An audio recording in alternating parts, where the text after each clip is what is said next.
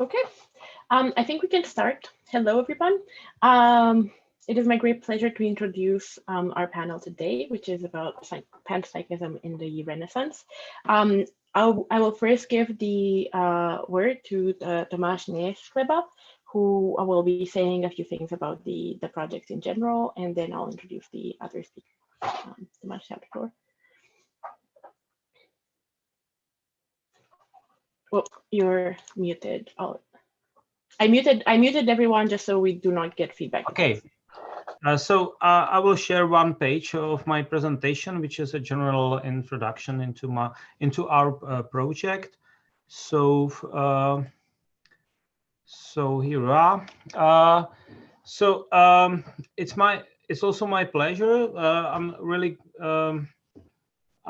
glad that we were invited to present our topics or our project in this panel. And we have the project called Pantheism and Panpsychism in the Renaissance and the emergence of secularism. And we have got a grant from Czech Science Foundation. You can see the project number. And just we are at the beginning. So we started at the January 2021, and this is 3 years project. And you can see the abstract of the project, and the principal investigator is Richard Blum, and me and Lisa Blum and Martin Žemla are members of the team, and our topics, or we would like to study the major representatives of Renaissance pantheism or Panpsychism, like Giordano, like Girolamo Cardano, like Giordano Bruno, Francesco Patrizi, Tommaso Campanella, and other authors. And then we would like to look into the reception of these authors in the 17th and even in the 18th century. For instance, in Cambridge Platonism. And then thirdly, we would like to look into the late medieval natural philosophies, for instance, Raimundus Lullus, and to see how they avoided or prepared pantheistic and panpsychistic patterns of explanation. So this is our project, and we are very glad that we can present just really at the beginning of our project some, not results, but maybe some results or some work in progress just here. So now I can maybe the first talk is of Richard Blum. So I will mute now, and he's the main person now. Thank you, Tomáš.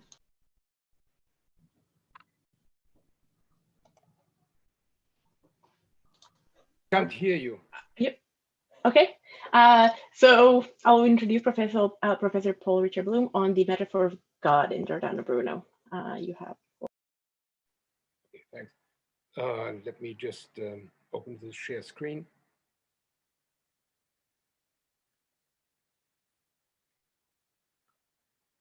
Okay.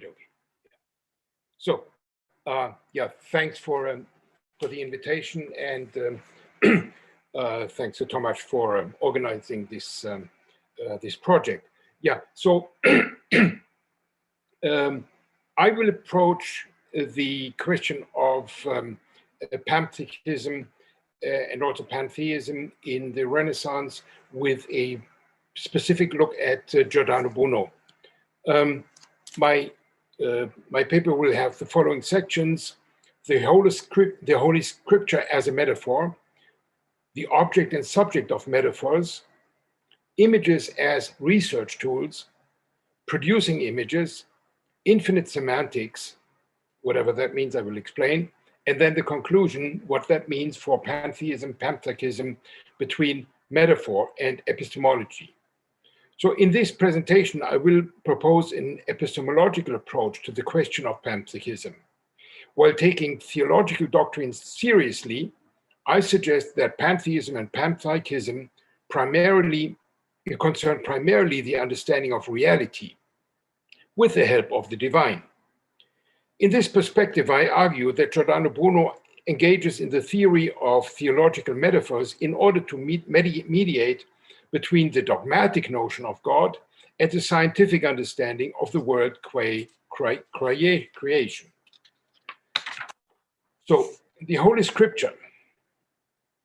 Just in case one thinks there is a divergence between the literal meaning and the symbolic meaning of the Bible, let me open with a quotation from the 18th century, early 18th century, from the theologian Louis Thomasin.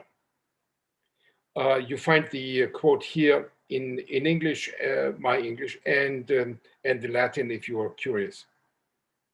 The scriptures present divine things not as being beyond, but as clouded in bodily coverings. What else is this than corporealizing God and incarnating the wisdom of the word? The works of the philosophers about God testify for the same. Who was ever able to make words about God, if not by way of metaphors and allegories, with recourse to material symbols? This is how Louis Thomasin explained the incarnation in the 18th century. If it is true that human reasoning is unable to reify theological truth, then it is God who has to materialize and incarnate in order to make himself known to humanity. The scripture itself is a reification of God and hence of double nature, divine and human. And metaphor is God's specific way to communicate, reveal himself to the world. It is obvious that Thomasin here seems to turn the usage of metaphors upside down. Metaphors usually express by way of an image something else. The Bible, however, is not a text that has a referent beyond its ostensible content. Rather, the beyond, the transcendent, reaches out to the audience through images. The Bible is a metaphor in the sense of God speaking to his readers. This leads to the double meaning of subject and object in metaphors. Giordano Bruno appears to have thought along the same lines as later Thomasin. In his dialogue Spaccio della Bestia Trionfante, he offers an excursus on truth. They're speaking Sophia and Saulino. Sophia says, thus truth is before all things, is with all things, is after all things, is above all, with all, and after all. But certainly this you sensibly see, and which at the head of your intellect can understand, is not the highest and the first, but a certain figure, a certain image, a certain splendor of the one that is superior to this Jove about whom we speak here, and who is the subject of all our metaphors. Saulino responds, but why, Sophia, does prudence follow her at the truth? Sophia, the goddess who is joined and next to truth, has two names, providence and prudence. Of course, he's playing with words. She is called providence inasmuch as she influences and is present in the superior principles, and she is called prudence inasmuch as she is realized in us. Manifestations of truth are truth, but it is truth that approaches understanding. Human prudence is a derivative of divine providence. In his testimony at the Inquisition in Venice, Bruno distinguished two meanings of providence. The one that is present in all things and all parts, that is nature as the vestige of the divine, and the other as the inexplicable presence of God in everything. Here we have the convergence of pantheism with panpsychism in a nutshell. The vestige of the divine, that is spiritually manifest to humans, and the overall immanence of God in the creation. The first, the divine vestige, is the world soul. The second is the unintelligible, but nevertheless true. Understanding can only be real if it is the performative realization of that truth it is seeking. Prudence is an epistemic virtue, and providence is God's omniscience coextending with his actions. As Bruno says above, Jove is the soggetto of the metaphoric play. In this allegory, the god mediates between the one and its representations in the sensual world. Jove is not only the god of wisdom and truth, he is in this function and capacity a metaphor. That is, he is the metaphor for truth being divine. Having conversations about Jove appreciates the god to be both subject and object of metaphorical speech. The soggetto, and the same works in English, the word subject, the soggetto is what the discourse is about, the theme and the object. And in this case, the object is also the authorial subject that is structuring the debate. Therefore, in the Spaccio, Bruno claims to replace foolish metaphors with a divine parabola, a sacred mystery, and an ethical fable. Metaphors and fables are not the problem, foolishness is. In modern parlance, biblical literalism is problematic. Images as research tools. In his treatise, The Torch of Combinatorics, the title itself operates with the simile of the torch for searching and explicating mind. In this treatise, Bruno suggests that orators, poets, and prophets should use metaphors, that is, translations, for a term that may occur by way of similarities, proportions, negations, or other methods. It should be noted here that translatio was the traditional rendering of the Greek term metaphora. So we see that Bruno is exploiting the shift in meaning from indirect speech to transforming content. If metaphoric speech is a sort of translation, then the method and the rules of translation need to be explored. In the 30 sigils, Explicatio Triginta Sigilorum, he distinguishes imagination from fantasy. Fantasy is able to ascribe anything to anything, and imagination grasps anything out of anything. Pictorial and sculptural arts presuppose this exchangeability and persistent translation. Thought has the same skill, namely, to listen to the voice of nature, so that understanding consists in various modes, such as likening identity and correlation between genus, species, and number, or in stating similitude, proportionality, or irony. Bruno's later work, The Torch of 30 Statues, which again unfolds the mnemonic system of philosophical investigation, opens with the relation between the soul and the body. The soul's food is, exactly not so. The soul's truth is food, anime veritatem et cibum esse constat, which is a metaphor for what? He does not say the soul's food is truth. The passage continues explaining that truth or food are being converted into the soul's substance like its proper nutrition. Then follows the finality of truth and food, the light of contemplation through which the human mind sees the sun of the first truth and then its surroundings. That is, the final vision does not cease moving, but moves on to the particulars. Understanding is an activity, just like living is converting the world into self. So how do we produce images? In his later work on composing images, signs, and ideas, Bruno gives advice on how to produce mental representations as they are helpful in the process of finding, structuring, and memorizing. Right at the beginning, Bruno defines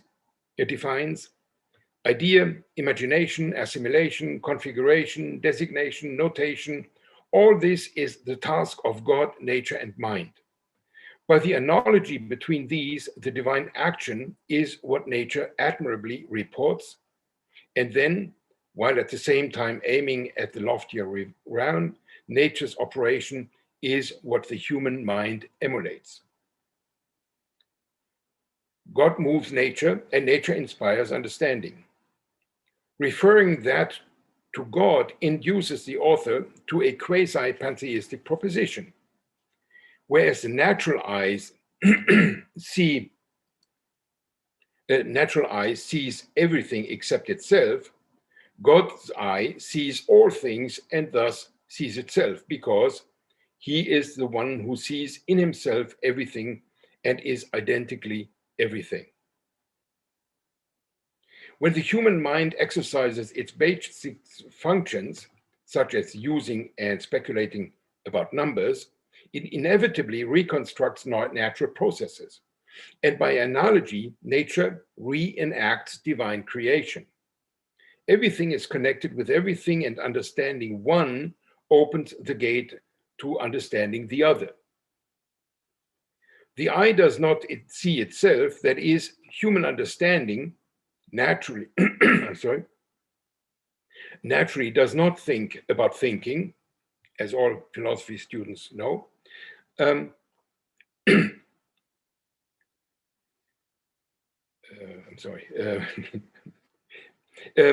also nature moves and evolves according to the elements and mathematical laws without reflecting about it.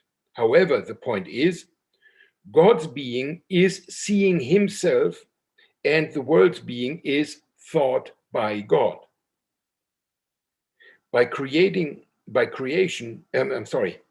Being a creation means being a psychic process.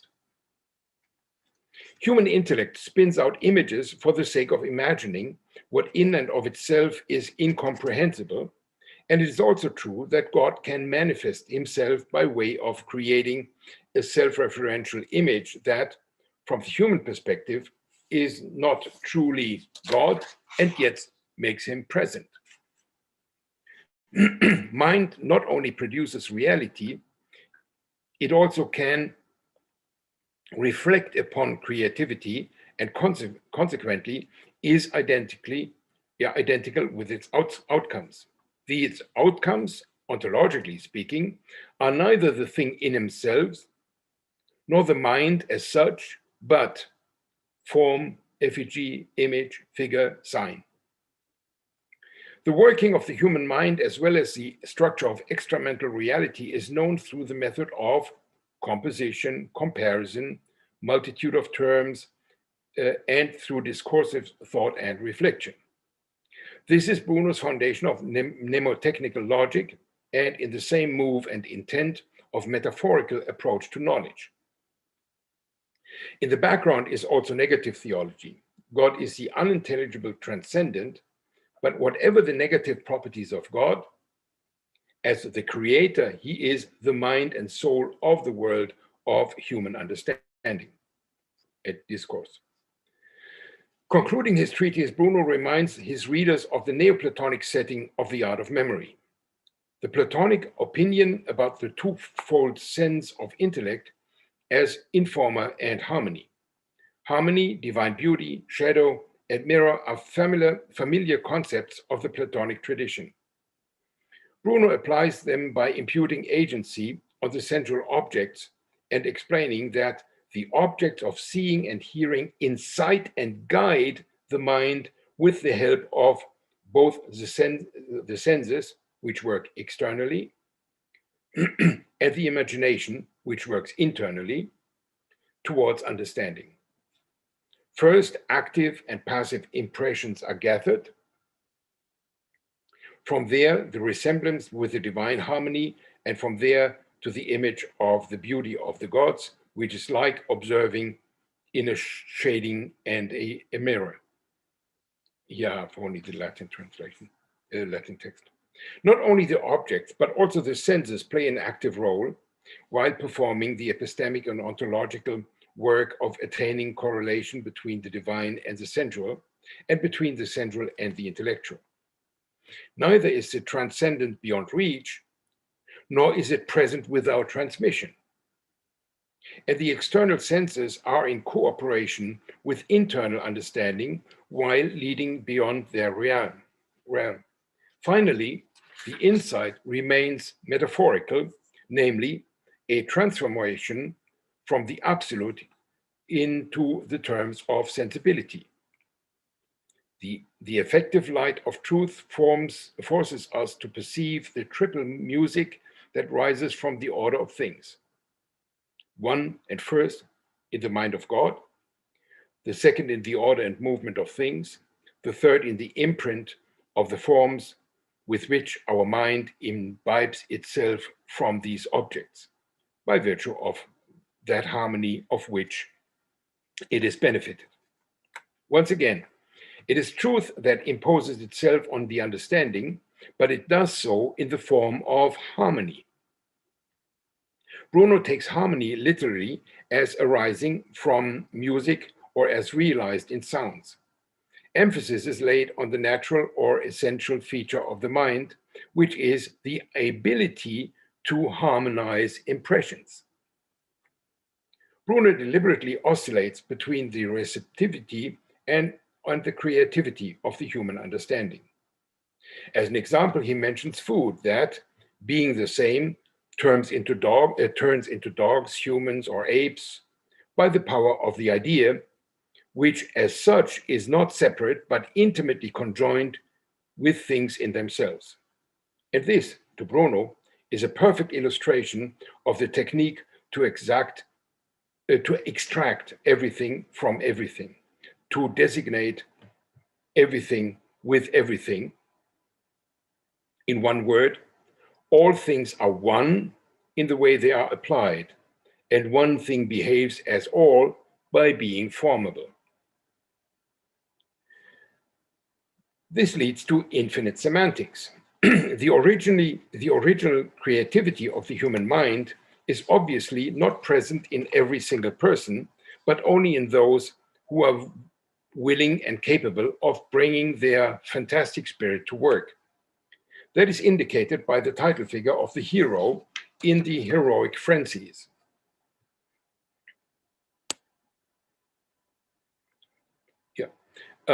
The archetype of that hero is, in the dialogue, is Actaeon, the hunter who becomes devoured by his hounds while meeting the goddess Diana. The myth is rendered to mean that in search for the divine, the thinker is raptured by the object of his thinking, so that the mind, in one and the same act, converts into the divine and therefore turns into thinking of itself to the extent that there is no distinction anymore between the divine, the search, and the thought. Let me see if okay, yeah. Now comes a long quotation, but I don't have it on the screen in the PowerPoint. I quote, Actaeon, with those thoughts, the dogs, that sought outside of themselves the good, the wisdom, the beauty, that is the woodland, and in such a way that he came to the presence of the one, raptured out of himself by so much beauty, turned into prey, seeing himself converted into what he sought. And he noticed that from his dogs, from his thoughts, he himself came to be the coveted prey, because having already contracted it in himself, it was not necessary to seek outside of himself the divinity. A few pages after that, the dialogue states that the infinite, the divine, never being finite, by definition is infinitely pursued, which can only be a metaphysical movement from the perfect to the perfect. This confirms that understanding operates with translating and retranslating lofty concepts or distant objects into finite images or sensible representations. Translation here means more than converting from one language or fashion of speech to another. It involves a transfer from one ontological realm or idea to another. Consequently, metaphoric speech, and generally all discourse about the ultimate truth and metaphysical essence of things, circles between the concrete, that is aiming at truth, outside of itself, and the truth captured inside oneself, denying constantly ever to be captured.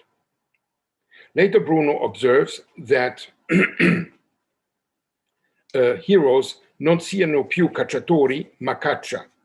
So the hunter is transformed into that hunt that defines him and his object. As Tansillo says in the dialogue, he understood as much as possible, comprese, and turned into that hunt, caccia.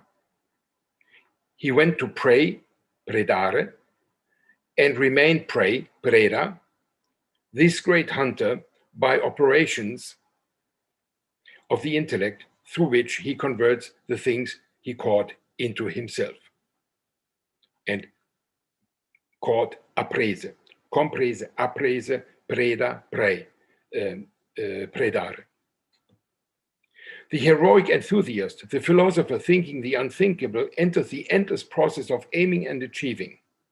However, this imagery of aiming and circling, of sensing and thinking, of body and mind, of signifying and meaning, etc., it all amounts to the insight that there is no God beyond human language and learning, a language and learning, but only the indwelling of the absolute in the concrete, so that even God is at best a metaphor for the effectiveness and deficiency of finite semantics. This is best expressed in the common assumption that the world as creation reveals the creator.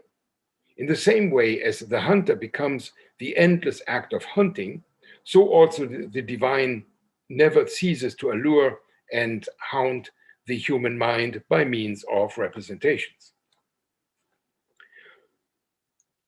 So this is a conclusion. Hans Blumenberg has developed the concept of absolute metaphor as philosophical means of conceptualizing everything up to the absolute. Absolute metaphors are inevitable because philosophical theology cannot reach the ultimate referent if that is the unspeakable God. Metaphor then is all there is. God appears to be his own image. Blumenberg explains that also the world soul turns out to be an absolute metaphor, in which the soul is not the transcendent, but the expression of the awareness of the foundational impossibility. And this expression is then adequate to its object. Bruno would agree with that. Any discourse is improper and is therefore the most adequate way of approaching the infinite reality, because God, as the first principle, is properly in the world in an improper way. And that is all there is. That is the universe. If there is a divergence of concept and reality, it is neither the intellect's nor nature's fault. It is the truth of the matter. Blumenberg mentions the circular movement of the world soul, which evidently mirrors a circular movement of the cosmos. This circularity does not really exist anywhere. There is no place for the infinite. And that is what the metaphor of the cosmic and divine circle conveys. Imagination in all its forms is God's as well as nature's method, insofar as the mind can emulate it. Concept of reason, like ideas, substances, attributes, etc. Concept of reasons are to be seen as images, and consequently, they share the properties of imagination, such as relationality. Bruno famously dissolved the cosmos of traditional natural philosophy. Therefore, the universe is the absolute metaphor of there being reality, and, as the theologian Thomasin confirmed, God is conceivable only as creating this all-comprehensive metaphor. For those somehow familiar with Giordano Bruno, it is obvious that I'm, as I stated at the beginning, that I'm giving a strong epistemological interpretation. While taking the theological doctrine seriously, I still maintain that his famous theories are based on concerns about the understanding of truth. In this perspective, I hope I could show that Bruno engages in the theory of theological metaphors in order to mediate between the dogmatic notion of God and the scientific understanding of the world qua creation. What comes out is this: God has troubles making himself understood and therefore takes recourse to conceptual and ontological mediation. One fundamental form of mediation is, in language, metaphoric speech. A second means of mediation is the understanding or intellect. Understanding is the process of translating from one to the next. The third manifestation of mediation has to be in the things themselves. Therefore, God has to be manifest as making things divine. The divinity of things is not a dogmatic fact, but the infinite translation being between the divine and the natural, and the human intellect. The common term for that is ensoulment or panpsychism. Bruno's pantheism and panpsychism, therefore, are Bruno's metaphorical approach to reality. Thanks for listening.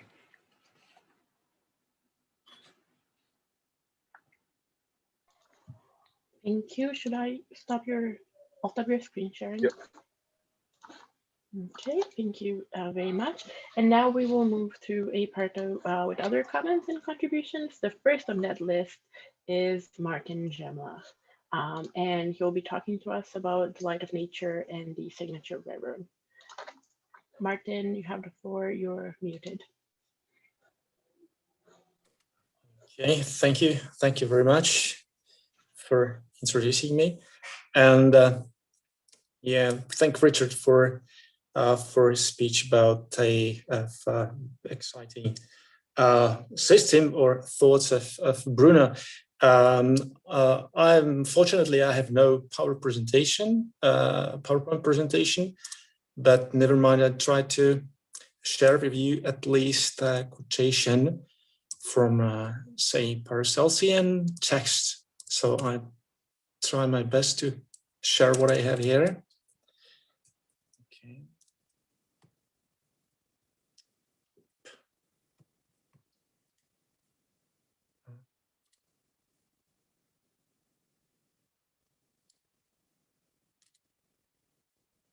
Okay, can you see that? Yes. Okay, great. Great. Okay, so I just jotted down some ideas as to the possibility or to the concept of panpsychism and Paracelsus, and I wanted to mention two very important conceptions, which are to be found not only in Paracelsus but in all Paracelsians, in the whole Paracelsian tradition in general, in my opinion. And it is the concept of light of nature and the so-called signature of things, signatura rerum. Just very briefly to say who is the person I'm going to talk about. So you most probably know that Paracelsus is an important figure of the Renaissance philosophy. He lived between 1493 to 1541, and the popular picture of him is a Renaissance physician, alchemist, magician, and his worldview pertains to or involves some ideas of a living and souled nature full of animated beings like demons, angels, fairies, gnomes, etc.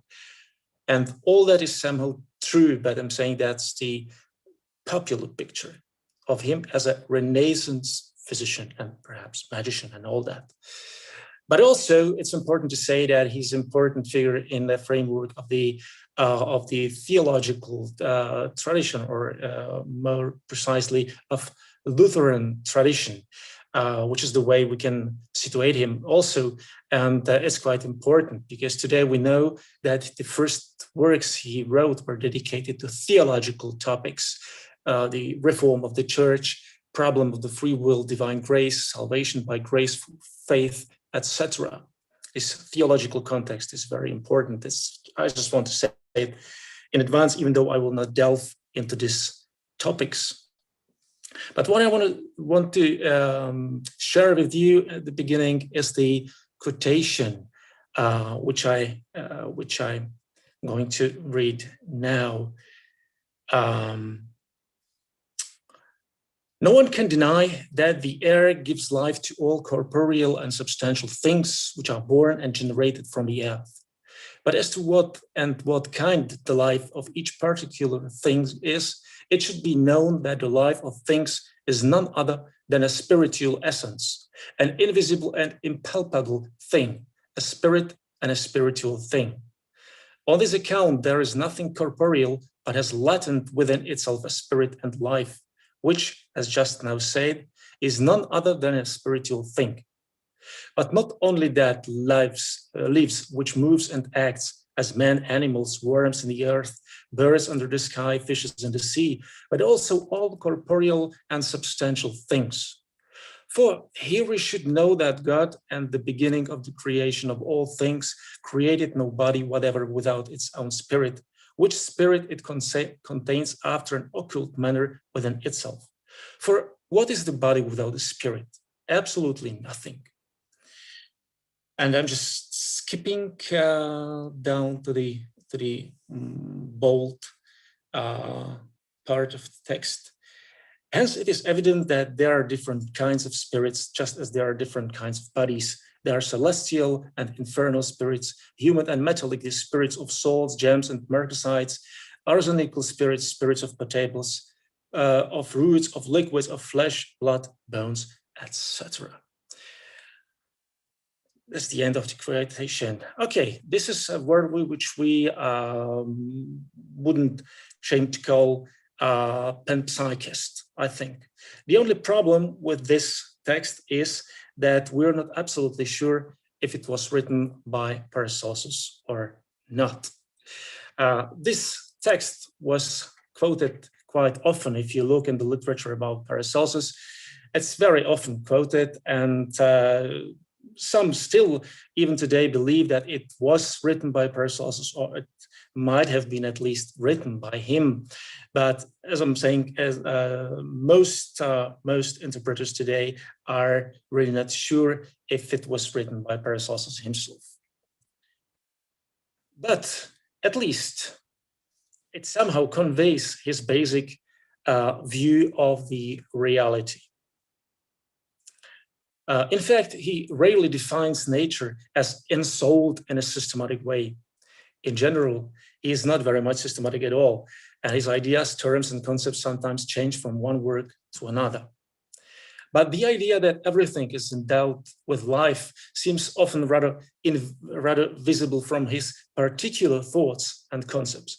For example, the idea of metals and minerals growing in the earth as a sort of living beings and so on, which is in fact a much more common, quite traditional view.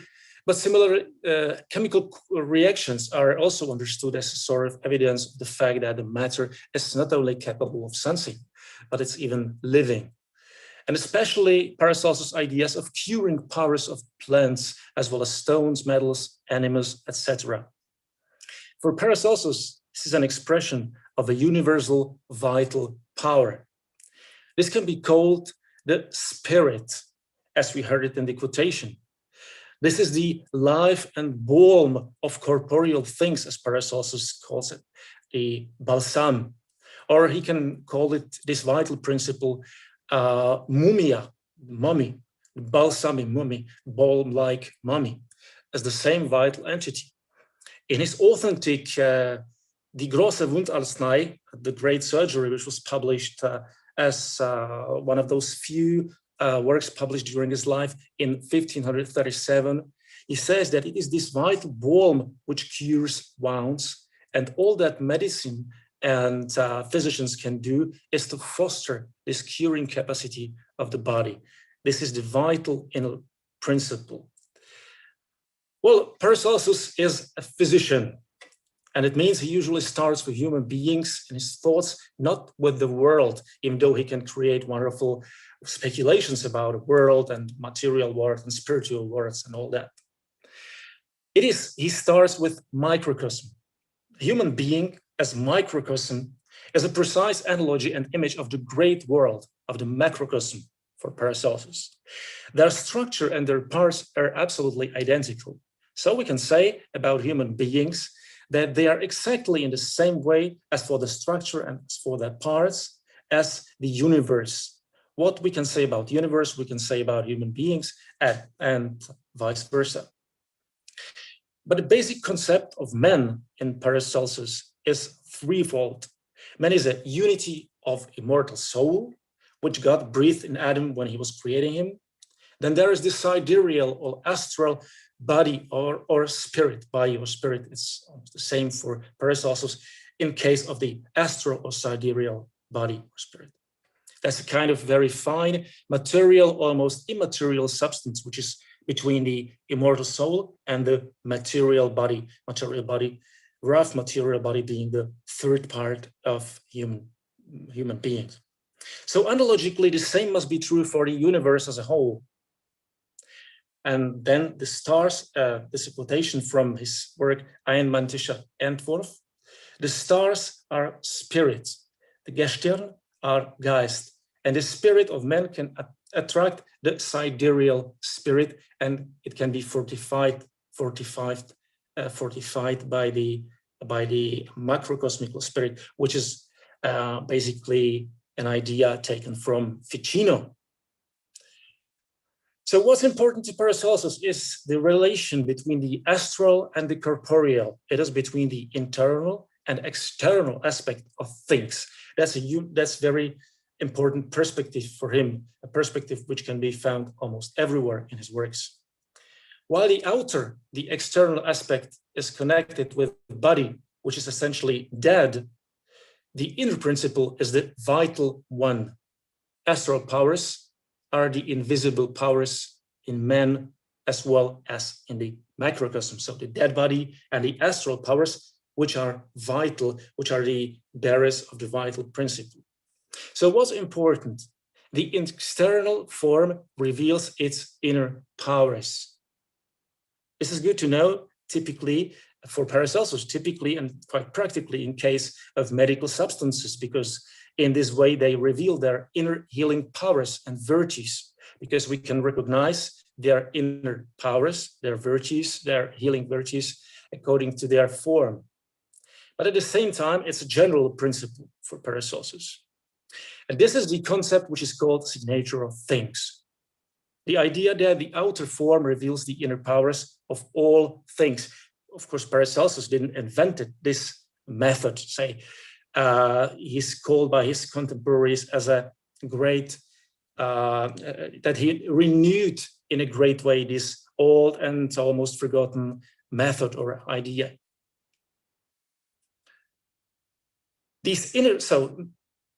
The outer form reveals the inner powers of all things. These inner powers are named astral powers or simply astrum. The astrum is the inner invisible power or a bunch of powers, we can say. But Paracelsus is so much fascinated by them that he sometimes connects them not only with astral powers, with the astral region, but directly with the creative divine word, with the words fiat lux, by which God began his creation.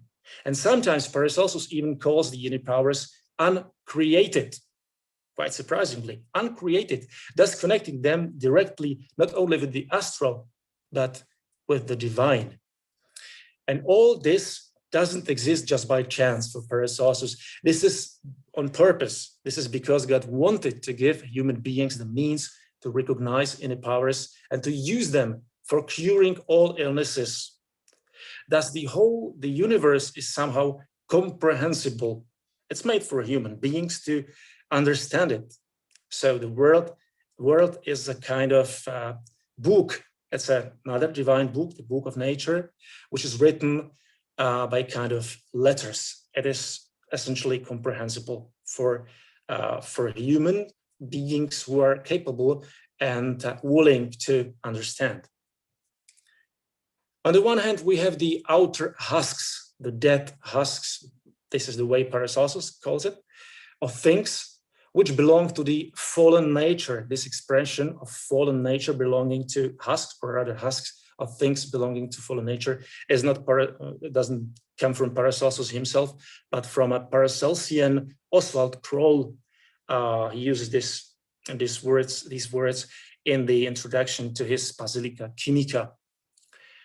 So the husks of things are not only forms, but they are dead forms. But the living inner powers belong somehow to the spiritual, to the vital, to something which is the bearer of life. And in this way, the signatures of things are also connected with the idea of the vestiges of God in nature, which is a topic Richard was talking about in case of Brunner also. So understanding of natural phenomena. And I will say a little more about the relation of Paracelsus to Ficino, which is an important and in some ways essential perspective.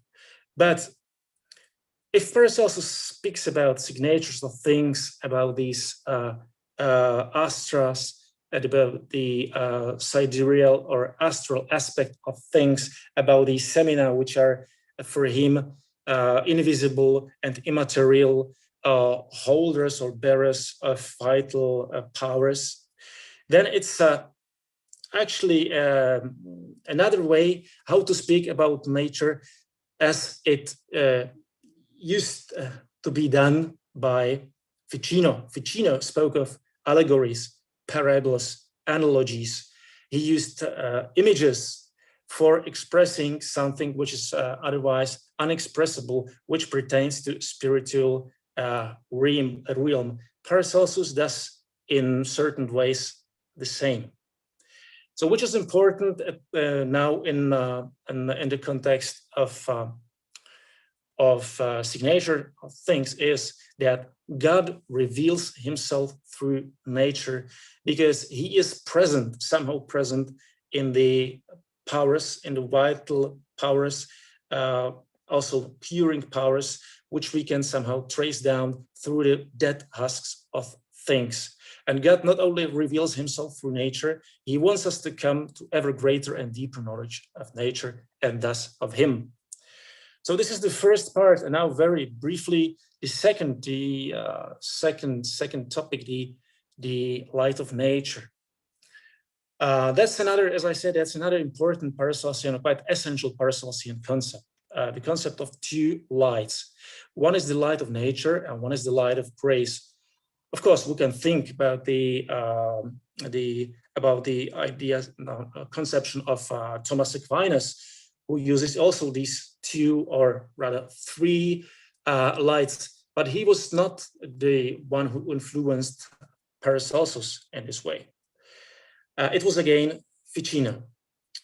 And what is important is that light of nature is not only a synonym for reason, it's not a mere metaphor.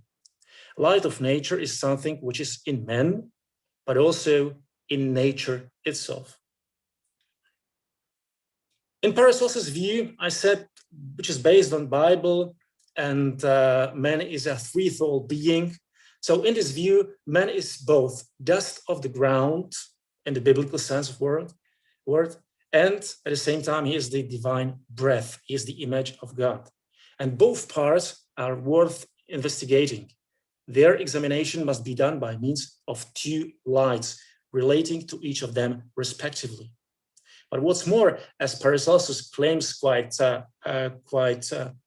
openly in the beginning of his Astronomia Magna, his Opus Magnum Astronomia Magna, both lights are divine.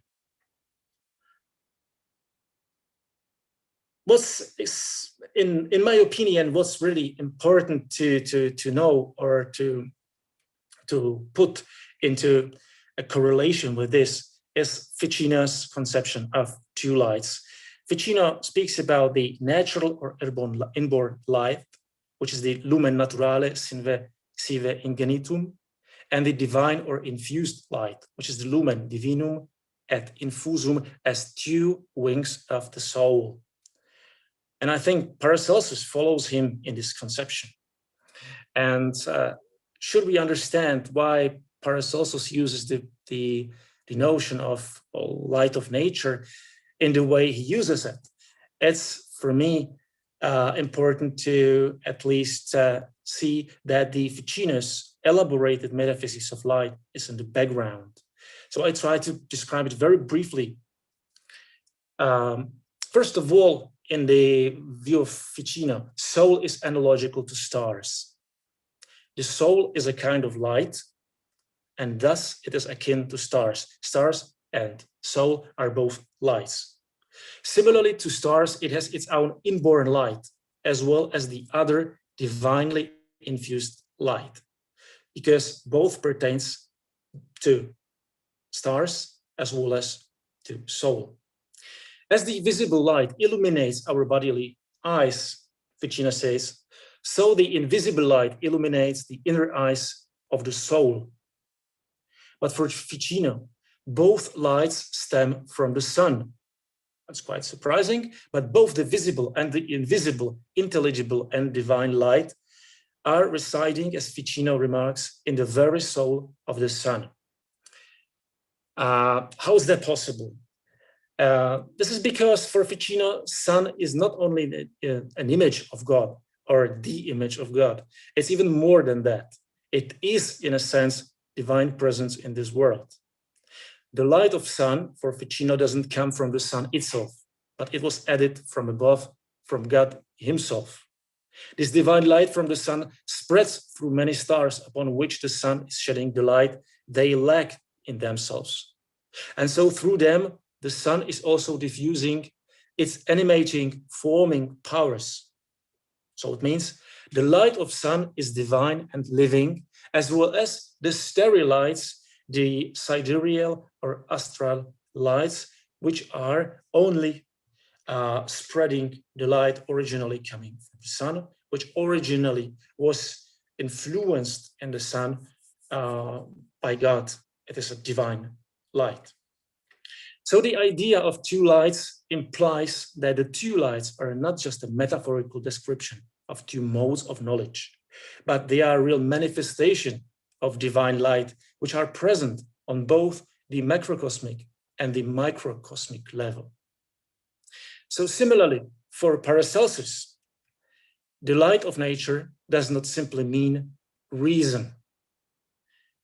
The light of nature is both an inner and outer reality, a concept that seems, at least to me, intelligible only inside or in the framework of the Ficinian metaphysical structure. Okay, thank you very much. Thank you, Martin. Okay, next we have Elisabeth Blum talking about Campanella.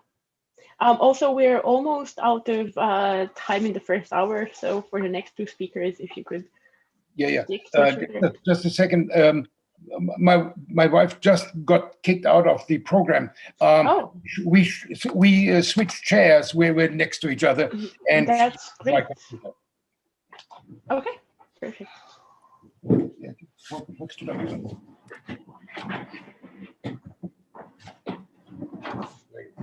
Aber ich mache jetzt mal trotzdem. Okay. Okay, perfect. We can see you.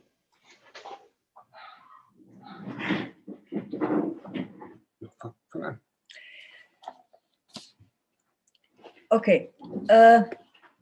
So my talk is about Tommaso Campanella and Panpsychism in Tommaso Campanella, and it is short. Tommaso Campanella's philosophical psychology is a hybrid that reveals the tension between his naturalistic tendencies and the theological foundation of his metaphysics. Campanella's goal is to reconcile a panpsychist cosmology with Christian theology, avoiding pantheism and saving the dogma of the immortality of human souls. Like Giordano Bruno, Campanella aimed at replacing Aristotelian metaphysics and philosophy of nature with a coherent universal system that would integrate recent scientific insights and discoveries. Both came up with a cosmology of universal interconnection, where all things related to each other in sympathy or antipathy, according to their consonant or dissonant natures. A magic worldview, where cognition is never merely passive reception, but also active interference in the course of events, and theoretical science is always practical art. Sympathetic relations presuppose a basic sentient soul or spirit, common to all things, with which they are either endowed individually in a panentheistic worldview, or in which they merely participate as its single manifestations in a fully pantheistic version. In both cases, we have Pan-Vitalism, a world where life is not a privilege of certain beings over others, but a universal property that manifests itself more or less explicitly in various things. More plainly perceived in a healthy animal than in a corpse, more evident in a plant than in a stone, it is nonetheless present in all of these as the conditio sine qua non of their individual existence. As primitive animism, this notion of universal life fluid or world soul predates all science, theology, and philosophy. Renaissance magic is arguably the most conscious and successful endeavor to raise it to the rank of a science. Both Bruno and Campanella reject the Aristotelian concept of the soul as the form of an organic body. Instead, the entire world is alive, causing and guaranteeing the life of all single beings. Seen from within, all things are sentient, driven by the impulse of self-preservation and an appetite for expansion. Thence, in perpetual competition for an existence that is necessarily limited in time. Seen from above, we perceive a universe of continuous transformation, a self-sustaining system where matter is preserved in spite of, or rather thanks to, incessant shape-shifting. As Campanella sums it up in the subtitle of Del Senso delle Cose, the world is a statue of God, alive and well-perceiving, and all its parts and particles have sense, some clearer, some more obscure, as is sufficient for the preservation of themselves and of the whole in which they consent, end quote. Bruno abandoned Christian theology and approached atomism and pantheism in his theory of the minimum, while Campanella chose to preserve the notion of a coexistence of natural and supernatural influences and to limit the materialistic tendencies of his philosophy strictly to the natural realm. They both identify nature with the universal world soul, which Bruno declares to be the immanent God and ultimate goal of all cognition, whereas for Campanella it is merely a created mediator, a kind of protective layer between the infinite divine influence and the finite capacity of his creatures to sustain such influence. Within the sphere of nature, Campanella's world explanation is materialistic throughout, not following the atomist model, but the theory of basic elements, of which he posits two: hot, ever-moving fire and cold, immobile earth, natural enemies that seek to devour and replace each other. Their strife results in mixtures, such as water and air, and subsequently all further and more complex bodies and organisms. Thus, God uses the evil impulse of the primary elements for his good aim to create a richly diverse, perfect, and harmonious world. The sentient and life-giving principle within this world is, as Campanella observes, more correctly termed spirit than soul. It is the material animal spirit known from ancient medicine, a hot mobile vapor refined from the blood that moves through the entire body and triggers all organic functions. But for Campanella, this spirit does not emerge from the coarser matter of a body. Rather, it constructs the body around itself according to its own exigencies. All assimilation of foreign matter, like breath, nutrition, and digestion, serves the purpose of a continuous reproduction of spirit, which keeps evaporating and reuniting with hot air. Air, the kindred element of the spirit, is of course also alive and sentient, and the means of communication between all things, the ubiquitous sense organ of the entire universe. Campanella does not admit of empty space, regarding emptiness as imperfection, and God and nature do not create any imperfect things. That was a quote. It is the spirit that senses. Sense organs only determine the specific form of sensation. Sight in the eye and hearing in the ear according to the structure of these parts of the body. The basic form of perception is direct contact, a slight superficial exchange of matter, quite literally a partial transformation of the subject in the object. This implies reciprocity. If I become aware of a stone, the stone also becomes aware of me, though in a slower and duller way, for thanks to its hard, enduring structure, my presence does not pose an immediate threat to its existence.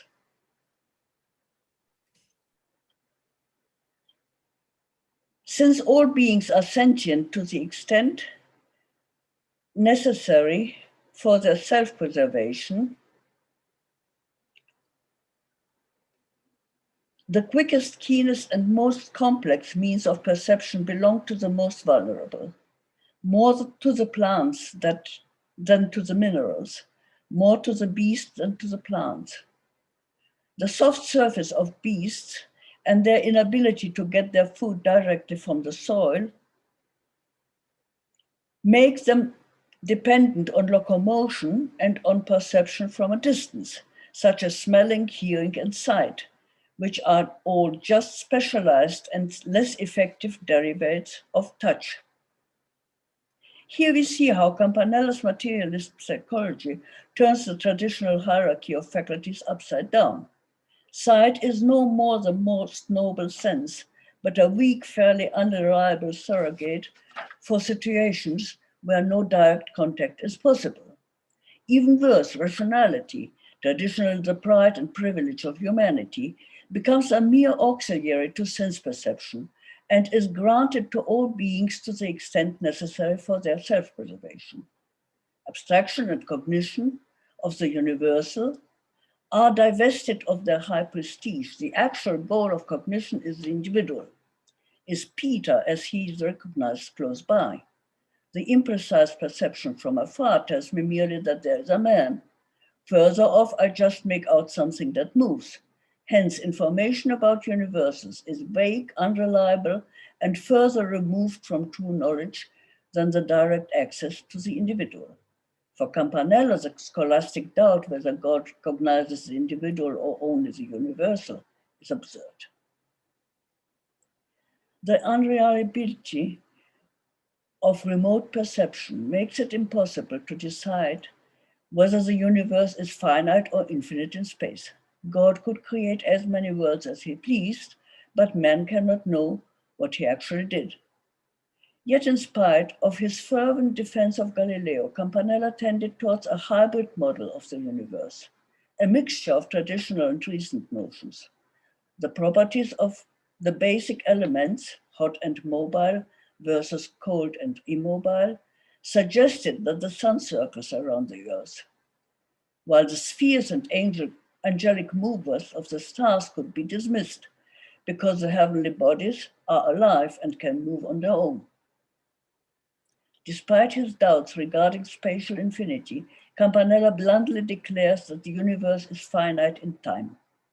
It began when God created nature and the two basic elements, and it will end in universal conflagration when fire finally gets the upper hand, and having annihilated all earthly substance, dies for lack of further nourishment. It is a theologian, Campanella, who cannot concede eternal duration to the material cosmos, lest it became an autonomous. The naturalist, Campanella, humbled man as a mere beast among others, calling him an imperfect worm in the bowels of a perfect world. The theologian comes to the rescue of human dignity, extolling that, I quote, wonder and epilogue of the universe. Every animal may have its share of reason, but man alone possesses mind, the direct gift of God, a second soul and second nature, immaterial and immortal. Man is thus quite literally an angel captured in a beast. Once the material sphere is left behind, all rules are changed. Despite his pronounced anti-Aristotelianism, Campanella describes the mind as the immaterial form of the entire human individual. It is of independent existence, though it acts only through the body and derives the spirit through which it feels and thinks. It has no proper function except its intrinsic attraction towards the supernatural, immaterial, eternal life, the divine essence that is its source. To all his creatures, God is intrinsic, through similitude, since their essence is Trinitarian in structure. It consists in three fundamental faculties: power, or the capacity to be themselves; wisdom, or the knowledge of being themselves; love, or the will to continue being themselves. Since all beings resemble God by possessing direct self-knowledge, but this does not result in any knowledge of God. Through their mind souls, human beings alone have religion or a sense of the transcendent, and aim against the spirit soul's instinct of self-preservation within this world at a cognition and existence beyond this world. Thank you. Thank you. All right, and then our last speaker for today will be Tomáš Nejeschleba on Jana Moskomenius. Okay, thank you very much. Can you hear me? Okay. So thank you very much. I'm really glad again that I can present my topic and the entire topic on panpsychism just here on this platform. And firstly, I would like to speak something about why we actually choose panpsychism, or why did I actually choose panpsychism. Well, actually, it was a coincidence. As I was asked by Richard and Anna Laura Pugliafito and Marcos Garbi to write an encyclopedic entry for the Encyclopedia of Renaissance Philosophy on panpsychism. And I found this topic very interesting, and especially as at the same time, we hosted in Olomouc at my university up-to-date panpsychist philosopher Galen Strawson. So it is very interesting to put together this historical point of view and the modern panpsychism. So that's why I find it really very interesting, and I have applied for, with Richard and Lisa and Martin, we applied for the project on Renaissance panpsychism. Now the second question is why did I actually choose Comenius? Well, I'm a little bit nervous because I can see some Comenius specialists here in the audience, and I'm not a specialist on Comenius, but well, I was working on 15th, 16th, and 17th century philosophy in the Czech lands, and especially I was working on the influence of Italian Renaissance philosophy in the Czech lands, and I can close my eyes to Comenius because he was the most important 17th century philosopher or thinker, Czech thinker. So, well, finally, I started to deal something a little bit with Comenius. And so this is why I chose Comenius and Panpsychism. And I asked a question: can we find actually traces of Panpsychism in Comenius's works? And now I will present my well, this is working in progress. I will now share my presentation, and I'm very curious if you have some questions and so on. So here is my presentation, Panpsychism. Okay, that was the abstract of the project, and now I can move to Johannes Amos Comenius. So firstly, Comenius, of course, is considered a great and renowned pedagogue and educationalist and reformer of didactics. But as far as I know, he considered himself primarily a theologian and a philosopher. He was a bishop of the last bishop of the Unity of Brethren, and the pedagogy, as far as I know, was actually a tool how to bring his philosophical theological ideas or philosophical ideas to life. So I think that philosophy and theology, or theology and philosophy, were more important than pedagogy for him. And then I proceeded concerning Panpsychism in 3 steps and asked myself 3 questions. So firstly, are there some traces of Panpsychism and in the works of Johannes Amos Comenius? If yes, what role do they play in his philosophy? Is this role, and was this role marginal or crucial? And finally, do these panpsychic ideas have an impact on his pedagogy? And was this impact, again, marginal or crucial? So these were my 3 questions, which I asked myself, and here we can see how did I answer these questions. So concerning Panpsychism in natural philosophy in Comenius, I firstly made just for myself the chronology of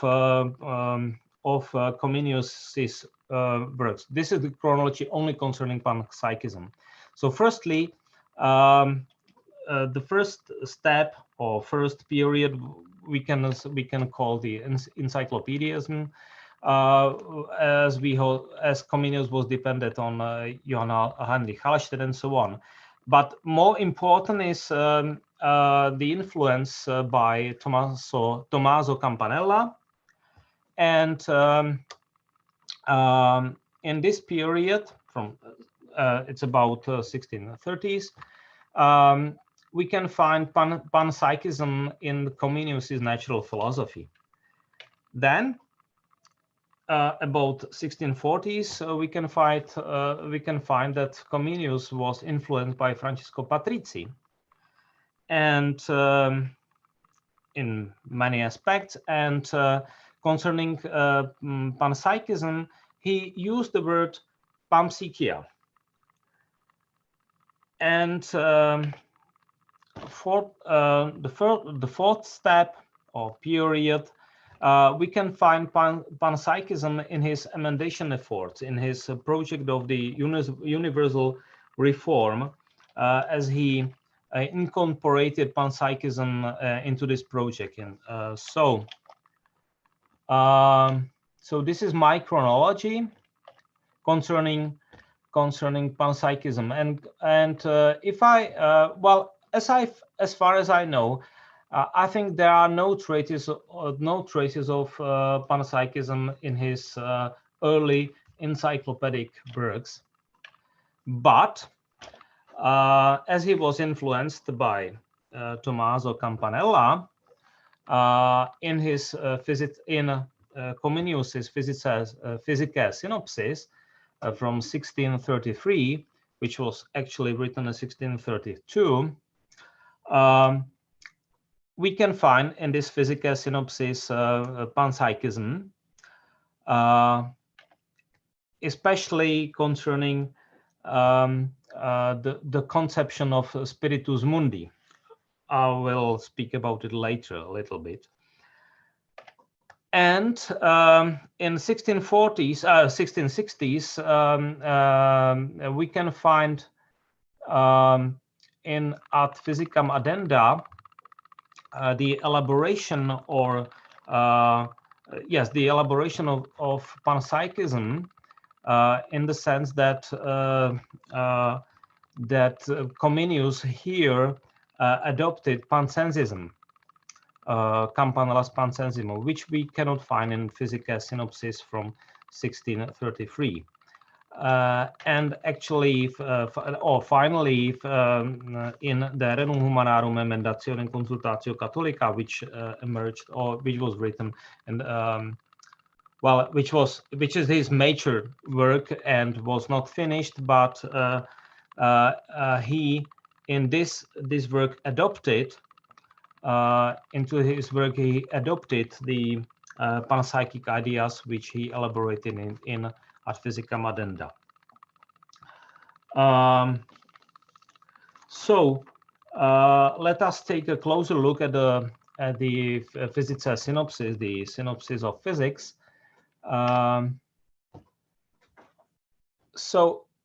Firstly, it's important to stress, or to stress that Comenius was not a natural scientist. He mostly adopted his natural philosophical ideas from other thinkers, firstly from anti-Aristotelian thinkers. And in his Physicae Synopsis, that was mostly Tommaso Campanella and Francis Bacon. And he explicitly mentions Tommaso Campanella and Francis Bacon. And Physicae Synopsis is actually a textbook. It's not yes, it's a textbook. It's a textbook, and this textbook is was written as a part of his project of the educational reform. And despite of it, or maybe because of it, that it was only a textbook, it gained in popularity as it's as shown by its editions. You can see that it was firstly edited in 1633, then in Amsterdam and Paris, and that there is a English translation of this Physicae Synopsis, and finally in 1663 it was this is the second actually the second edition, which was with a slightly changed title, as you can see. And this Amsterdam edition from 1663, it contains already mentioned addenda, this supplement to physics. And so let us move to the differences. So the most important editions are the first one and the last one. And let us move to the differences between the first and the last edition with respect to panpsychism. So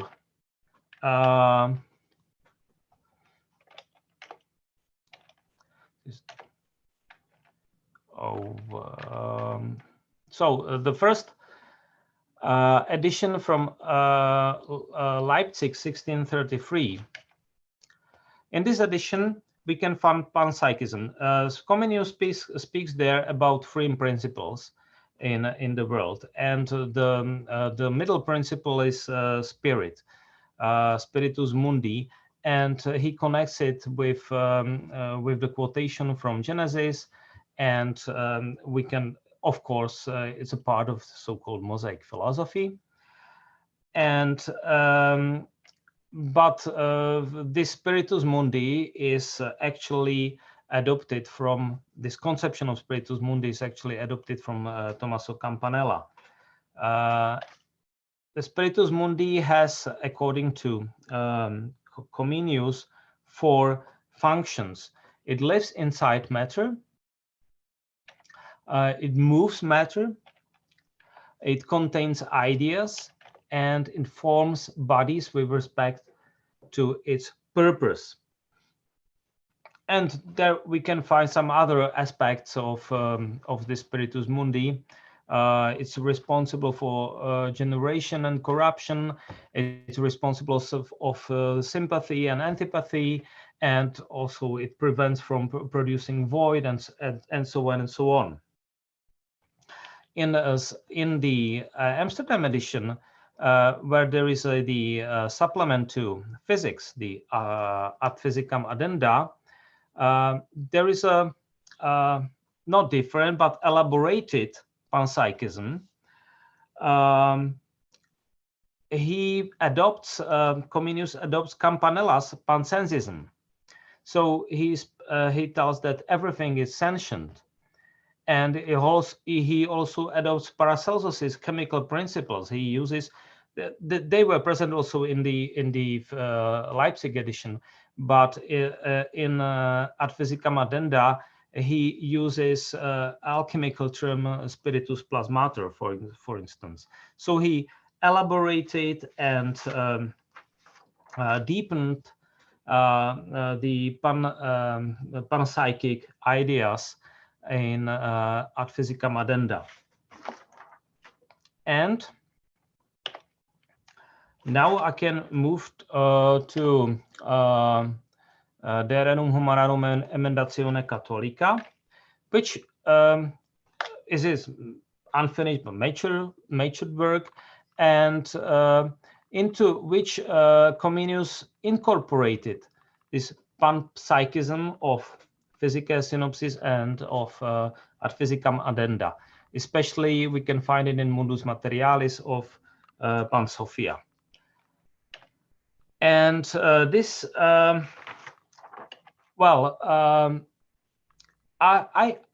firstly I asked, does this panpsychism has an important meaning for Comenius, or is it actually or simply of a doctrine which he adopted together with other doctrines, and which is not connected with his emendational efforts?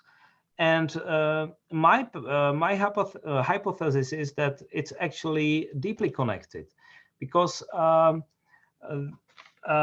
Comenius's physics and natural philosophy and metaphysics especially is based on Campanella's primalities. We can find these primalities in Comenius, the primality of potentia, power. Lisa was talking about it, wisdom and love, and the middle primality, sapientia, wisdom, is the primality which makes all things sentient. This is the primality which makes all things sentient. So this is deeply connected with panpsychism. So it's responsible for mutual connection of all things. This sapientia, the middle primality. And pedagogy. What actually pedagogy means? Pedagogy is actually an introducing, the way how to introduce man into the unity of the world, the unity which is expressed by the mutual connection of all things. So, but this is the hypothesis, and you can see that we are at the beginning of the project. My hypothesis is that the panpsychism, which we can really find in Comenius's natural philosophy, is deeply connected with his project of universal reform. because the pedagogy is based on parallelism of nature of knowledge. And if we can find the mutual connection of all things in nature, which is based on the Panpsychism, and the pedagogy is the introducing man into the unity of the world, then the Panpsychism is a precondition of pedagogy, and the precondition for an emendation of human affairs, and so on. But this is my hypothesis, and I will work on it hopefully in next 3 years. So thank you for your attention. Thank you, Tomáš. Okay, so without further ado, let's move to Q&A. I think Hanok had to leave, so I will read out his question. It is to the entire panel, so either one of you or all of you can answer. How do you explain the rise of Panpsychism from Ticino to Campanella, more or less, and then its significant decline until German Romanticism or so? Which gap did it fill, and why was it replaced? Yes, Professor Blum. Yeah. Someone. Oh, you have to turn off the sound. Okay. No, this. Oh, sorry. Sorry, you. I muted you on the wrong account because we could hear you on both at once. Can you hear me now? Great. Yes, perfect. Can you hear me? Yeah. Yeah. Okay. So this is exactly the question we want to pursue: how the transition goes from the Renaissance, from the Renaissance into modernity, also into modern Panpsychism, which is a new version of it. And there is certainly my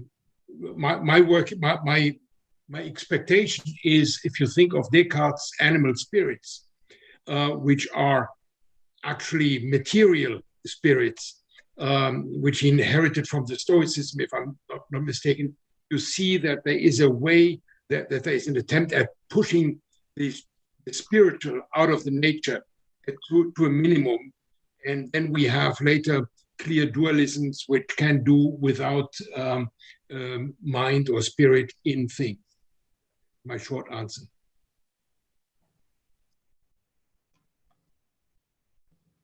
Well, if I may, just a remark that Panpsychism actually didn't disappear. It just disappeared from the mainstream, I would say, because during the 18th century, of course, in Masonic lodges, we have a lot of inspiration by the Renaissance thought, including Panpsychism. We can think about also about figures like Cagliostro, just a fanciful figure actually. But we can think also about Mesmer, who's a translation on transitive. I don't know how to say it in English, but a figure that stands between this simply underground and the mainstream. Somehow, who came with the theory of animal magnetism, and tried to make a real science of it, and who was really very much inspirational, a great inspired a lot of people simply. So, just a short remark.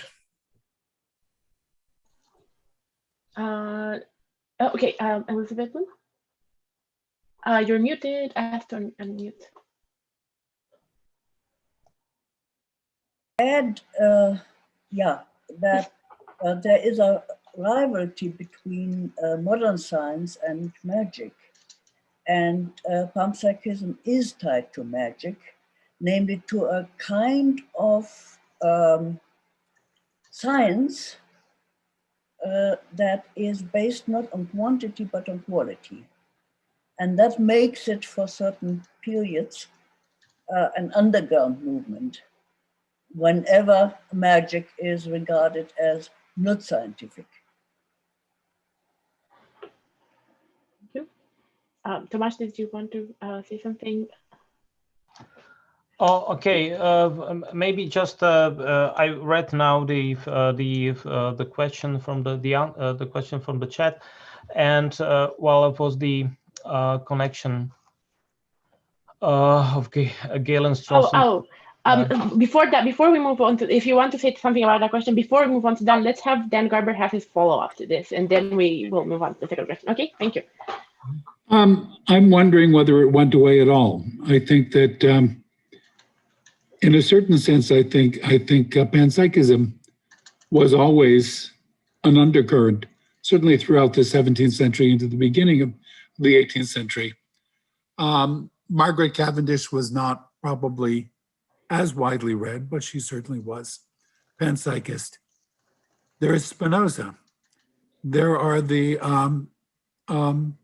Cambridge Platonists, Henry Moore, Ralph Cudworth, and I think that Leibniz has got to be included in there as well.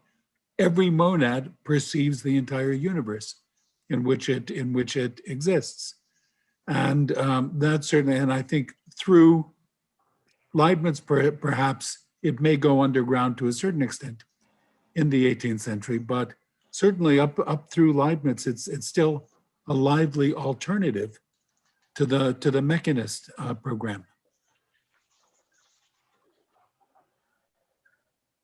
Thank you, Dan. Does anyone want to say anything about that? If not, we can move on to Dolores's question. Dolores, do you want to ask your question yourself, or should we just read?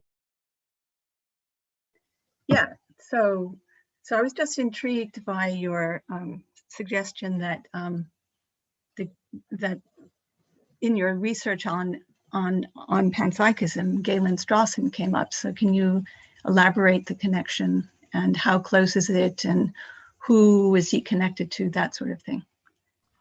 Okay. Well, when I was talking about it, I just wanted to introduce the motivation, and so I was asked to write the entry on panpsychism, on the Renaissance panpsychism, and in the same time as we hosted Galen Strawson, the proponent of modern panpsychism, in Olomouc at my university. So that was a really coincidence, and which I found really interesting. And so that was just the motivation. I was not thinking about the connection in that time, and I'm not. Galen's Strawson's panpsychism is the way how to solve the mind-body relation, and the Renaissance panpsychism is a little bit different because it's a part of natural philosophy, of the connection of all things by means of spirits which penetrates everything. And I'm not able now to answer your question if there is a real connection between modern or up-to-date panpsychism and Renaissance panpsychism. But Richard is maybe Richard wants to add something. Perfect, go for it.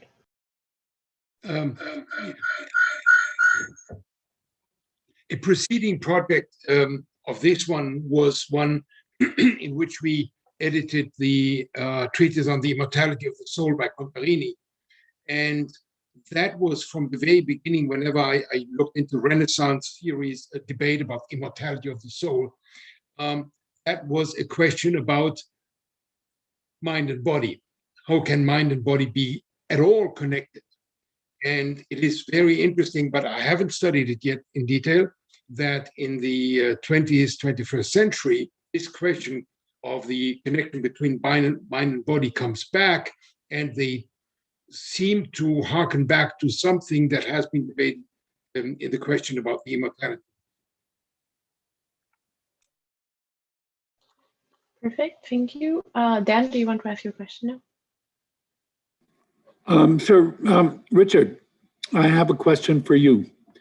In your account of Bruno, linked his pantheism to the question of panpsychism. Can you say a little bit more? I found it a little bit difficult to follow exactly the account of how it is that these two notions are connected. Certainly, there are a number of different ways in which they could be. Again, I mean, to look at Spinoza, for example, it's certainly connected in him as well. But can you say a little bit more about what's going on in Bruno on that issue? Thanks for hinting at. Thanks for hinting at Spinoza, because indeed, you know that Giordano Bruno became popular in the 18th, 19th century because he was supposed to be a follower of Spinoza, or a predecessor of Spinoza. And if Bruno was a pantheist, then Spinoza was a pantheist. If Bruno was a heretic, so Spinoza was a heretic. Now we don't have to debate the validity of this argument, but that was how they have been perceived. So that's why, because of this question, that's why I looked at the mnemotechnics and the art of memory and the theory of perception in Bruno, rather than looking at the dogmatic statements about God in the world and the world being ensouled or something like that, because indeed I thought there I hope there is a common denominator. If we understand pantheism as a way of explaining transcendence and at the same time the presence of God or the creatorship of God. If we want to understand that, not we want to teach that, but if we want to understand that, then we come where Thomasin was around 1700, is saying, well, you see, the entire world is a metaphor for God. So the world is not God, but you get there, and even worse, God wrote the Bible, and that goes back to Sabundus, Raymond de Sabundus. God wrote the Bible so that we understand the world.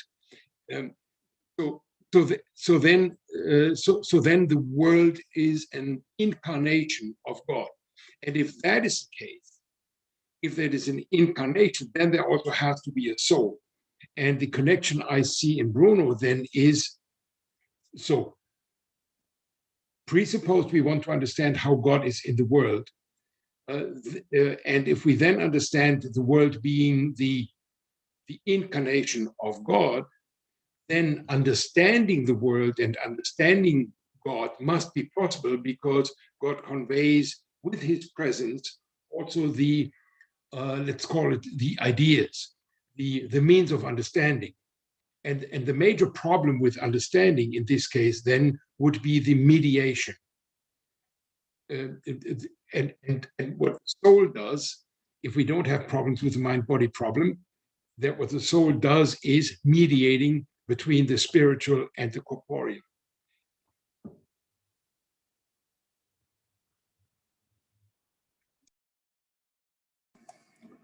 Can I just continue on that for a moment? Yeah. Do that. Mediating between the soul is what mediates between the spiritual and the corporeal. It sounds as if there still is a corporeal there.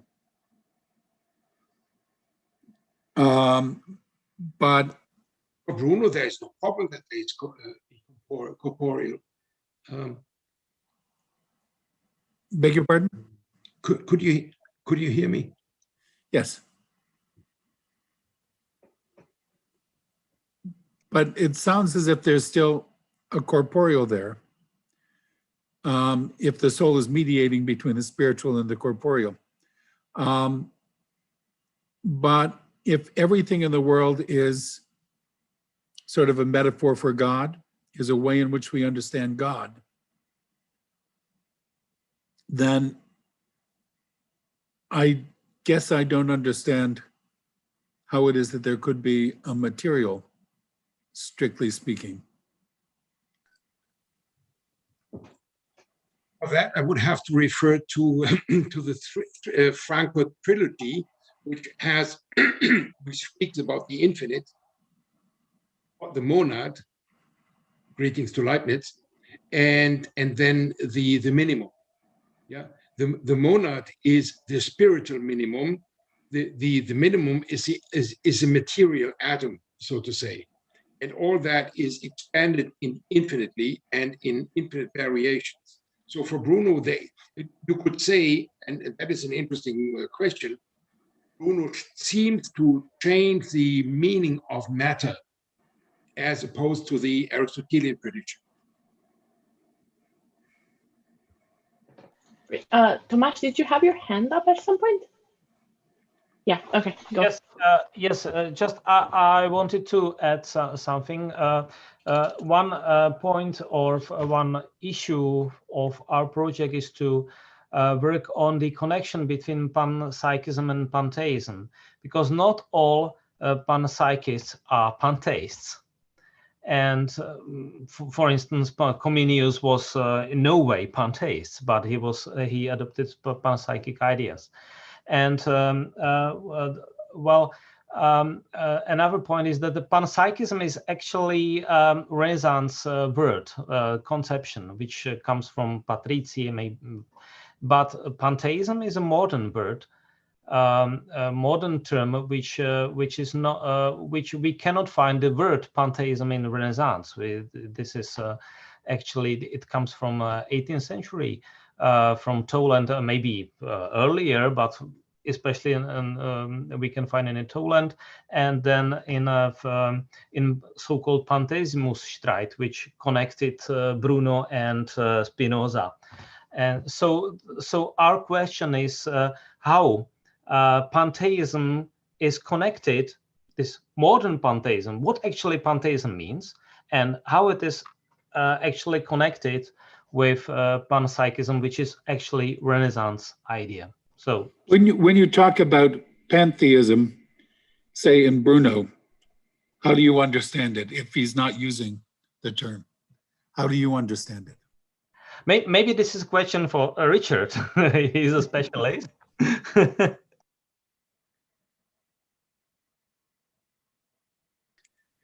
Of course, well, the short answer is read my books. I will, but not this afternoon, probably. Okay.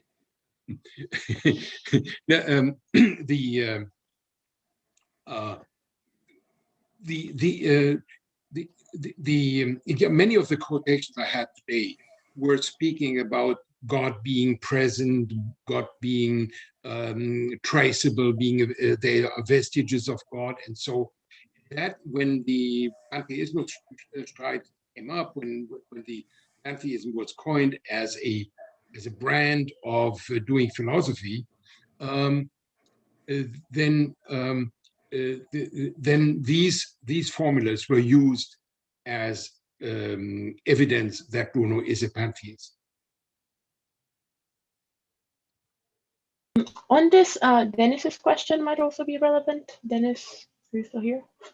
Yeah, sure. Great.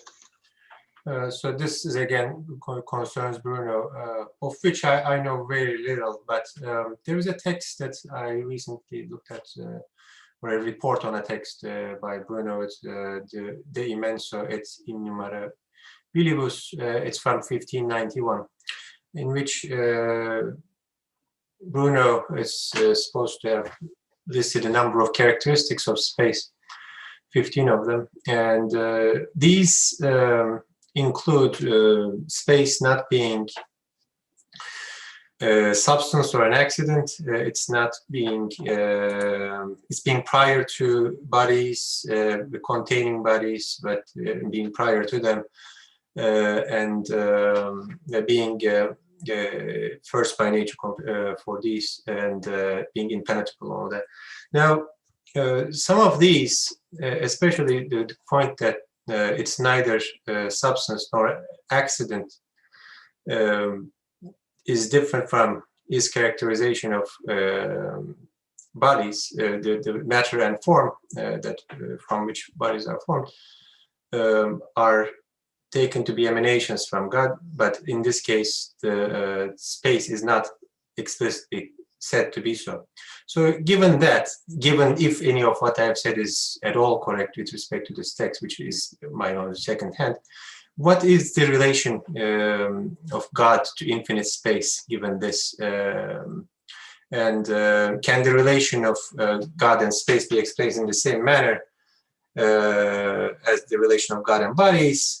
And if it can't be done in that way, would the difference between these kinds of explanations matter in the characterization of Bruno's thought as a kind of pantheism? And I say that, I ask that because it seems almost to make these kinds of moves seem to make space kind of rather co-eternal with God, in which case it would be difficult to explain it as a kind of pantheism, I believe. But maybe there is a characterization of pantheism that fits that. I suppose that was for me the question. I couldn't hear the beginning. Well, if I trying to give a short answer, well, if God is coextensive with space, and if space is infinite and is everything there is, because if space is infinite, there's nothing outside of space. And if God is infinite, there's nothing outside of God. Yeah, and that was a problem the medieval philosophers had. So if God is coextensive with the infinite space, then it boils down to pantheism, I would say. That is, God is everything, or at least everything is in God, which would be then panentheism, which is yet another branch of that faith. Does it help? Quite short follow-up with that. I thought that it was important that space was not characterized as either a substance or an accident. So it wouldn't be God's immensity, for instance, which it is for space is for some people. So it would also not be substance, otherwise there would be two substances, but it also is not supposed to emanate from God. So it's got this separate status in which we cannot explain God's relation to the bodies in the same way. So pantheism, if we're going to characterize as a pantheism, it would have to be this kind of disjunctive explanation of, well, with respect to space, it's one thing, with respect to bodies, it's another. And that's a different kind of pantheism if you want to characterize them. Just briefly, that is also the reason why Bruno dismantles the concept of matter and form in the Aristotelian tradition, which he does in De La Causa, but also in De Immenso. For Aristotle, space is only where there is matter, that is, where there is formed objects. And for Bruno, of course, space is detached from material bodies, but matter also becomes coextensive with space because he takes recourse to atomism, which traditionally, also already in ancient times, is a theory that can do without the Aristotelian forms and without the Aristotelian matter. My short answer.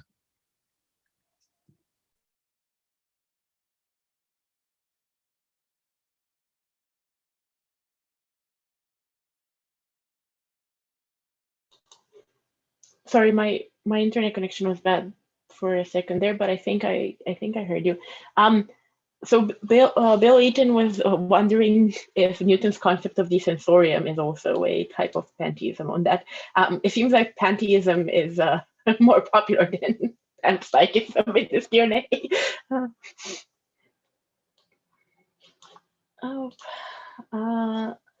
Maybe. Okay, so since there are two more questions, maybe let's move on to those and shelf pantheism. So Luka Borsic had a question about Patrizii. Yeah, hi guys. Expectedly, I have a question on Patrizii or Petric. Actually, two very short questions, either to Tomáš or to Richard.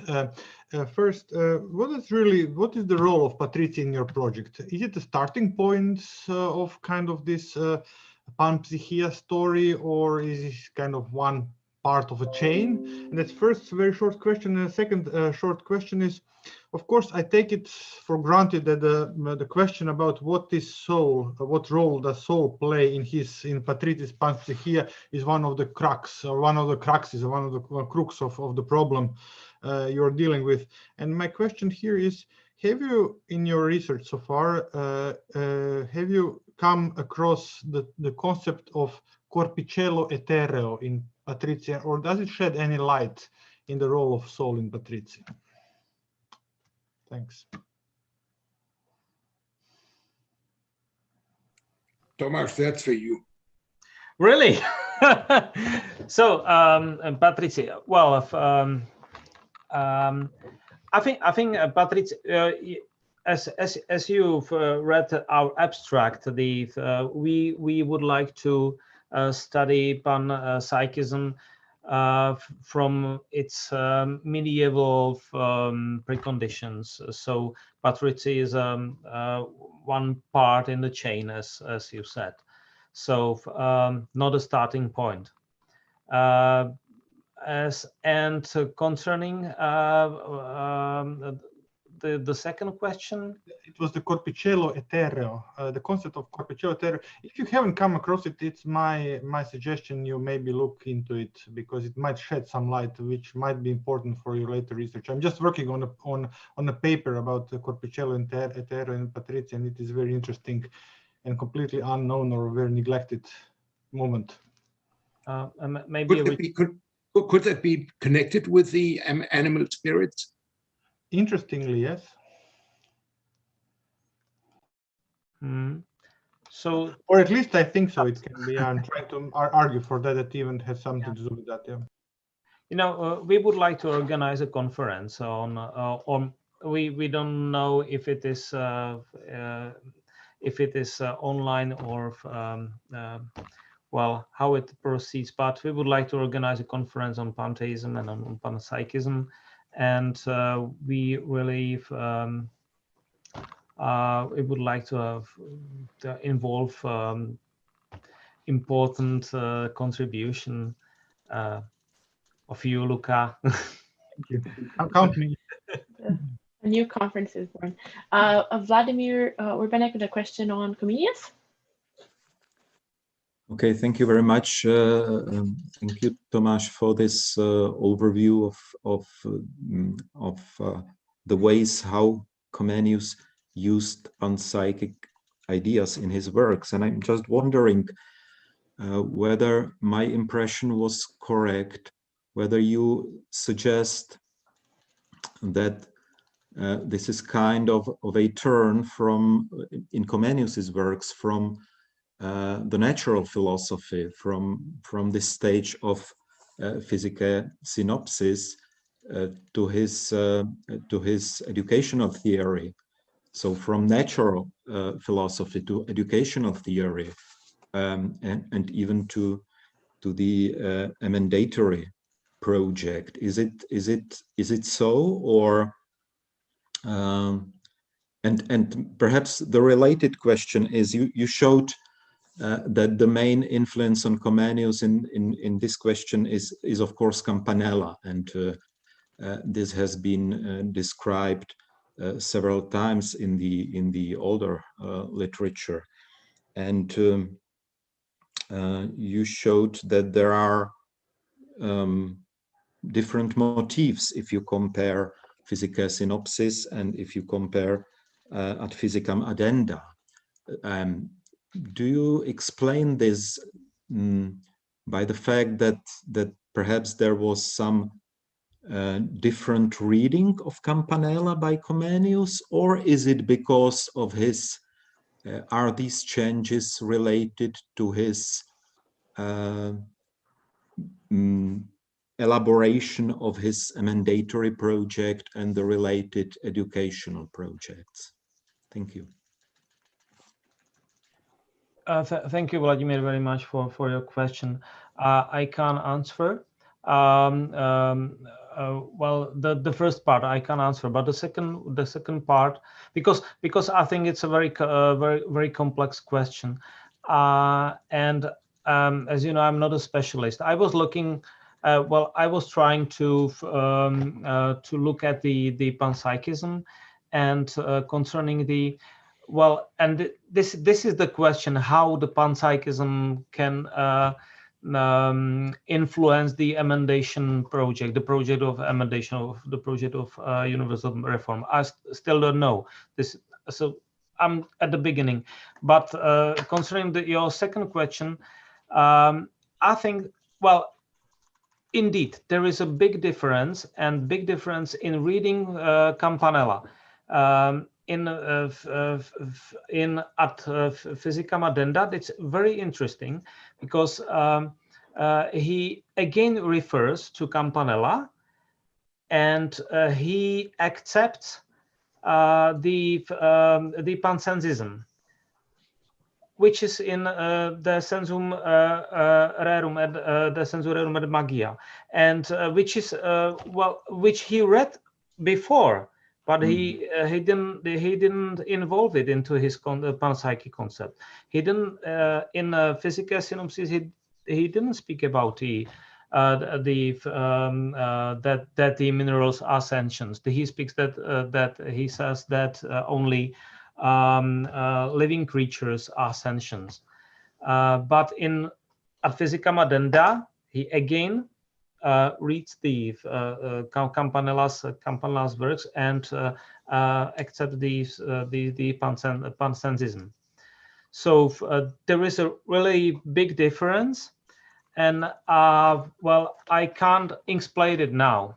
But very interesting is that as he mentions, as he quotes Patrizzi in Ad Physicam Addenda, he actually quotes Patrizzi in the sense of Panpsychism. He quotes Patrizzi's Panpsychia only in the as the reference to Strabor, that the all things, all world is sentient. So this is not the reference actually to Patrizzi's Panpsychia, but only to Panpsychism. So he stressed emphasis. He put emphasis on Panpsychism there by means of Patrizzi, which was not present in his earlier work. So I think it's very interesting, and the reason why he did that, I don't know. Maybe the universal reform, the project of universal reform was the motivation. But well, I must to work on it. Thank you. This might be an important context, of course, for this deepened interest in Campanella and a different reading of Campanella. But I wonder, perhaps there might be another explanation or another issue which is worth to investigate, and these are this is some criticism of the Spiritus Mundi theory in the 1640s, I believe, in some followers of Comenius, who developed the ideas of Physica Synopsis and were accused of heterodoxy, etc., etc. So this might be another important kind of context for why Comenius developed these ideas in a slightly different way. Just suggestion. Thank you. So we're almost out of time. We're actually out of time, but I'm going to grant us like 5 minutes more maximum for Rafi to ask his question, and the speakers can say something briefly about it, and that will be the entire thing. Rafi? Thanks, Claudia. So I have a quick question. One or two of you mentioned relationship between panpsychism and metaphor, and so that made me wonder whether there was any kind of link between panpsychism and just various traditional ways of reading the Bible. I've written this in the chat, but I'll just say this out loud. Some people read scripture as containing or as depicting bodies in motion, which themselves contain deeper spiritual truths. Panpsychists similarly read the book of nature as containing these bodies that contain, each of which contains a spirit. So I'm wondering whether there's anything to that kind of analogy at all. Martin, from your perspective, do you know some? I guess you were the other one who spoke about metaphors.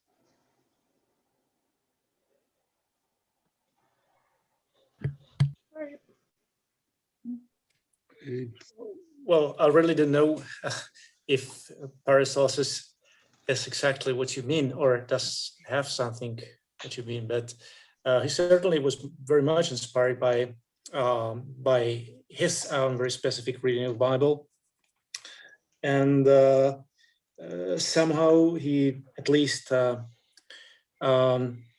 received and accepted the idea of divine spirit as the spirit which is not the theological spirit, transcendental spirit, but something that permeates the whole world, which, if, as you know, is the old heresy, I would say, which was discussed very much in the 12th century in connection of with reading of the Hermetic treatise Asclepius by some of the 12th century authors. If Paracelsus knew this discussion, I'm really not sure, but he was very much inspired by biblical topics in general, and his reading of biblical topics was very, as I'm saying, very specific. For example, in one of his theological treatises, for example, speaks about the divine quaternity, about how God created his own wife, which he married then later, and so on. So that definitely doesn't answer your question, but I'm just showing that the inspiration of with biblical topics was very specific and at the same time very deep in case of Paracelsus. And the only thing that comes to my mind is that he was, if inspired, I don't know, but he somehow made use of the concept of divine spirit as something which is identifiable with anima mundi, say this way. Okay. I want to say something. Yeah. Go for it. I'm trying to unmute. No, you're unmuted on this one. It's fine. Yeah. Oh. Okay. I just wanted to add. The sound on the other computer has to be off. Okay, No. go. Okay, now it's okay. I just wanted to add that maybe one cue, especially in Bruno, is that for Bruno, of course, we know not just the Bible, but everything is read in different senses, because everything depends on the perspective. So everything has more than one sense, and he deliberately shows it also in his language, using double senses and sliding from one sphere to the other. And maybe we could say that this is only possible if there is a basic unity between things, and panpsychism may be one solution, to provide the unity that makes the various interpretations, which are the only ways we can cognize something, still interpretations of the same thing. Thank you. All right, I think we'll end here. A great thank you to our speakers for very interesting talks. Unmute yourself or have the virtual applause. I do have an important announcement. Next week, we will start half an hour later than usual, so at 1:30 p.m. Eastern time. Actually, Rafi, who asked the last question, and Laura Knevska are presenting on ancient geometry in the corporeal logic and in Spinoza's ethics. So we're looking forward to that, and we're starting slightly late. Okay, the announcement will go out, so you won't miss it. We will spam you with it. Okay, thank you, everyone. Have a great week. Thank you. Goodbye. Thank you. Bye.